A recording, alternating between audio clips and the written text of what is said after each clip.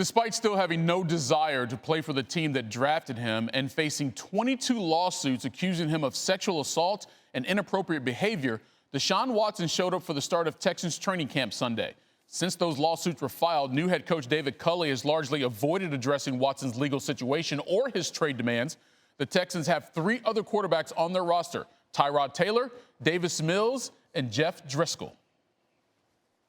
Sarah Barshop covers the Texans for us here at ESPN, and she joins us now here on SportsCenter. Sarah, what was the reaction from inside the Texans organization when Deshaun Watson showed up today? Well, Michael, as of Saturday night, the Texans weren't sure whether Deshaun Watson was going to report to training camp the next morning. Now, he did show up and, along with his teammates, took his COVID test for entry into training camp and took part in a few team meetings. Now, why did he show up?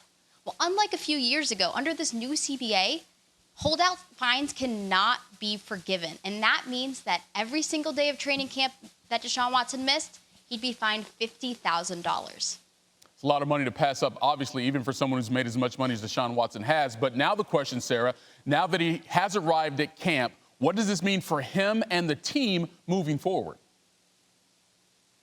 You know, from a team perspective, not a lot has changed because the Texans have had to operate for the majority of this offseason like Deshaun Watson will not be their starting quarterback in 2021.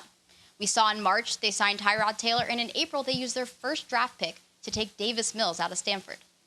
And now I did talk to someone who was at the facility today, and he said it was very clear that Deshaun Watson had not changed his stance on wanting to be traded. Of course, a lot of questions still surround him as well off the field. We'll see how that plays out. Sarah Barshop with the very latest there on Deshaun Watson and the Texans. Thanks for watching ESPN on YouTube. For live streaming sports and premium content, subscribe to ESPN+.